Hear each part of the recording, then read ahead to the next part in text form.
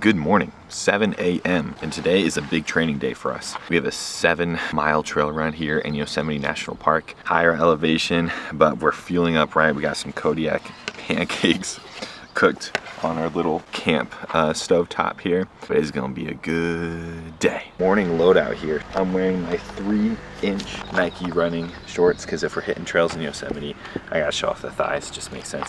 Under here, you can't really see, I got the Gymshark. I think it's called like the Speed Tank. I actually really love this tank. It's a little long, but that's the only issue. Speed Goat 5s, let's toss those on. Cane's currently on the feet. We're going 2 bottles today. One will be just water. The other will be full scoop of electrolytes. I will have 1 goo with me. I'll probably carry 2, but on a 7-mile run, probably only take 1 goo, or gel I should say. And that'll be around like the 30 to 45 minute mark. I'm gonna be using the Mango Go Gel. Now the first time I tried the Mango Go Gel, I didn't like it that much. I thought it was just whatever. I had it a second time. I actually liked it way more the second time. Before I just tasted it. I had some of Maddie's and it wasn't that good, but when I had like the full thing on a run, it was actually pretty good. I still like the other flavors more, the mixed berry and the apple cinnamon. They're better, but if you like mango, like this one's pretty good too. And we got a day pack too. This is my Hoka pack, and then I'll be running with my Solomon vest. It's really well. Yeah. And they're different brands, but they match great. So. And they match your shirt. I did not do that on purpose.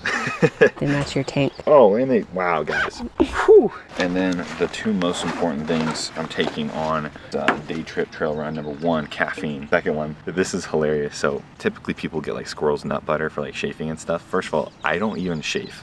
I just have a fear of chafing. I've never chafed in my entire life. I'm so afraid of it. I couldn't get my hands on any nut butter quick enough, so we found this at the store. It's called Mega Babe Thigh Rescue. It is literally for them thick girls that have big thighs and need some anti-chafing stuff on their legs. So I'm taking Mega Babe today.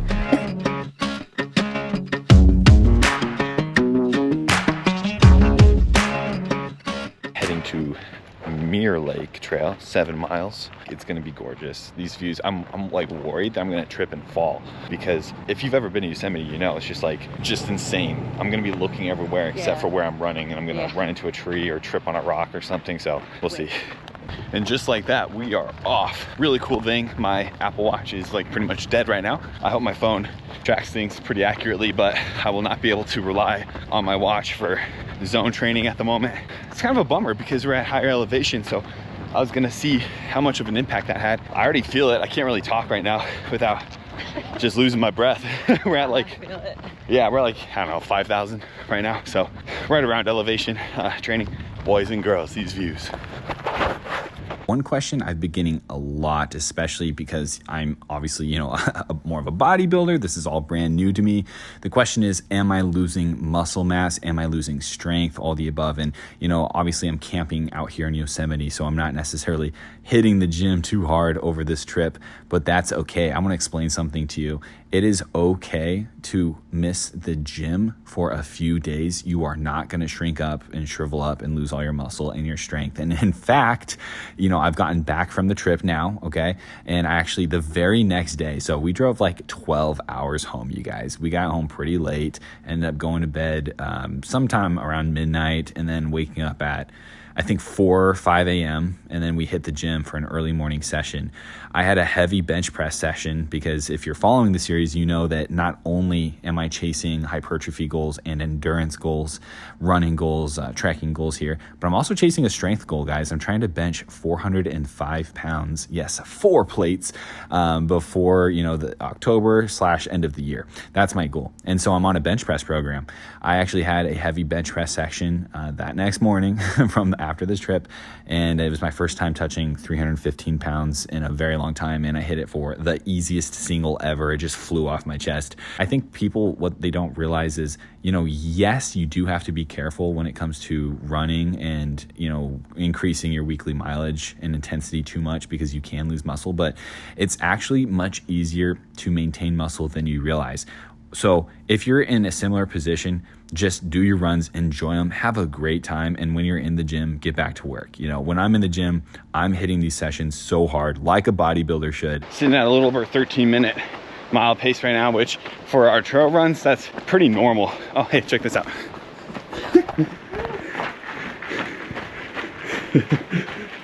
That was cool. But that's pretty normal for our trail runs, you guys. We're not really trying to break any trail PRs here. We're just trying to get better. We're also pretty unfamiliar with this trail, and this is our first time at this elevation, so we gotta just play it smart. It's Mirror Lake. We're 37 minutes into the run, only a little less than 3 miles. We had a lot of rocks that we couldn't run up. We would have hurt ourselves. Like yeah, it was too big of rocks. Gelling it up now, mango gel.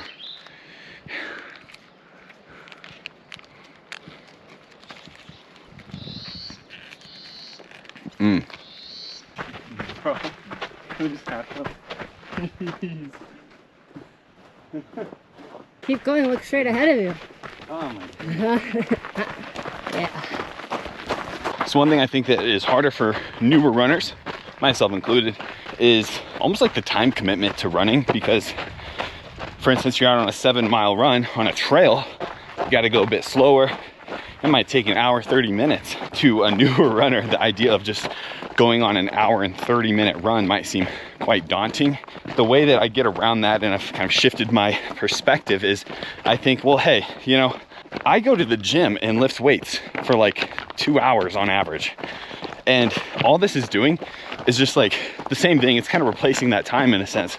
I no longer think about it as like, I don't know, like a hard time commitment, because it's a time commitment that I make all the time when it comes to just lifting weights. That'll help you get out there more and get better. It's the only way to get better, and the only way to run far is to just go through it, man. We have a tree blocking us. That seems maybe to be a little too off-roady. I think we need to go back on that little dirt path that literally went around the... I think if we head back now. Okay, we're currently at 6 miles and about a quarter. So just 3/4 of a mile left. You know, usually I'll listen to a little bit of music. Honestly, on my runs, I'll listen to like really soft, like ambient music. I kind of get in like a nice flow zen state, and I love it. Actually, I was listening to some good music most of this run, the second half of the run. I just took my headphones out, just been listening to nature. I mean, you can't really beat the sound of just rushing white water. This is the one thing I really love about running, is that something about just sweating a little bit, your heart rate's up, you just get into this flow state of mind where your thoughts are so just smooth and you can think so clearly. And I know a lot of people will talk about this in the running world, but it's definitely a real thing. And so I took out my headphones and just been listening to nature, and honestly, dude, man, this last few miles have felt quite euphoric. I have a few victories coming out of this run as we come to the finish line that I'm going to talk about here in a second. Just a start to a great day, and I love being here. And just like that, you guys, 7 miles completed. Longest non-treadmill run and longest trail run of my entire life. Back at the truck now, and first of all, we're looking swole for someone who just ran 7 miles. Huge victory in my opinion on that 7 miles. To start off, I really started to find my groove around mile 3 or 4, and it just felt easy. I felt the elevation in the beginning, and then again those last like 3-4 miles, like my breathing just became super easy. I was breathing through my nose most of the time, just kind of chilling. It felt very conversational pace, despite keeping up, you know, a pretty usual running pace for me. 5,000 feet elevation, I will take that. Another huge victory is my hip. I've been complaining about my hips hurting since forever. When I say they've hurt every single run I've done for the last 5 weeks, I mean that. They're starting to not hurt for longer. Like in this situation, they didn't start to hurt until mile 4.5.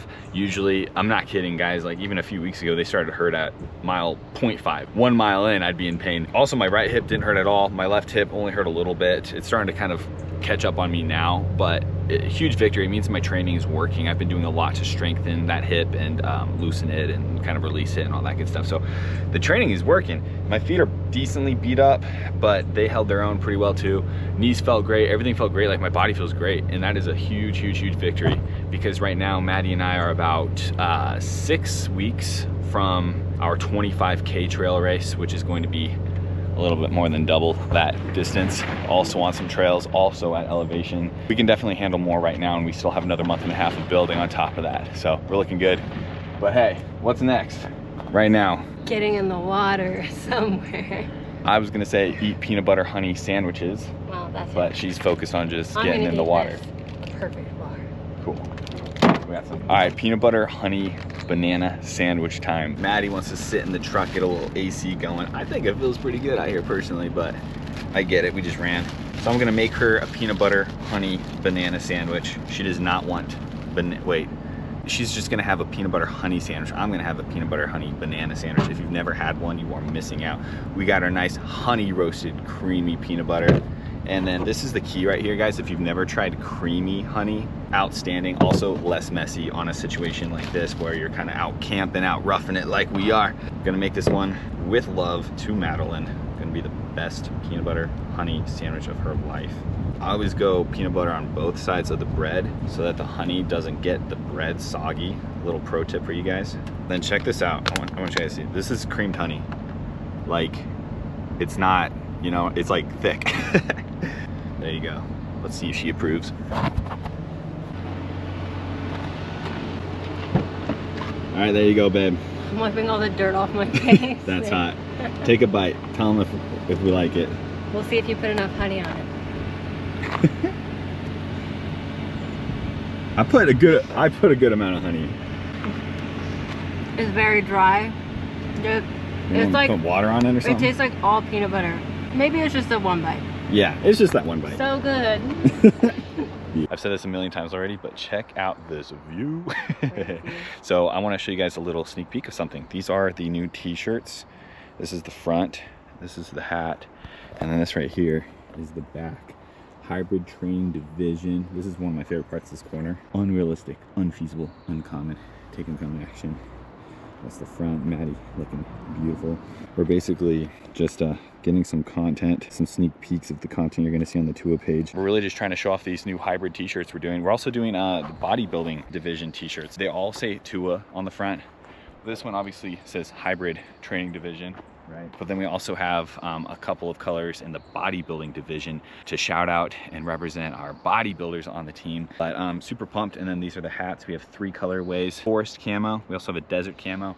And then all black, which you've seen me wear before. But these are all launching July 5th, guys. So coming up really soon. This summer, like me, myself, I'm personally going to be out in the mountains training all summer. So like I really wanted to give it kind of like that mountainy, earthy vibe. So we're doing these really cool earthy colors that I think are really in right now.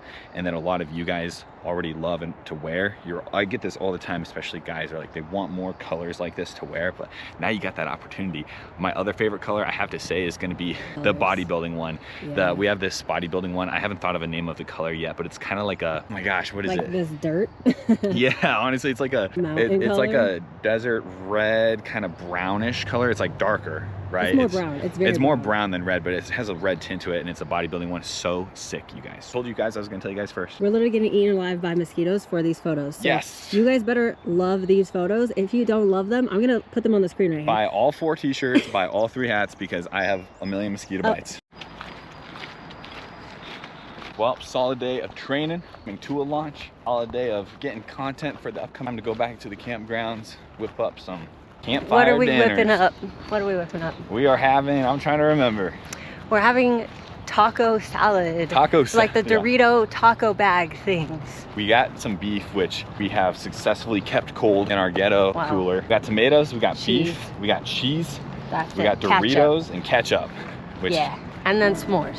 And s'mores.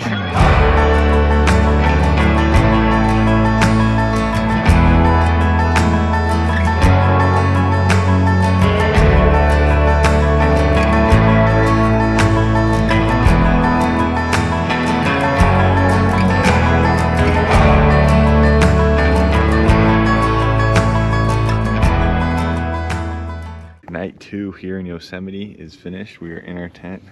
Madeline is already checking out for the night. I don't know if you can see her. She's there, I promise.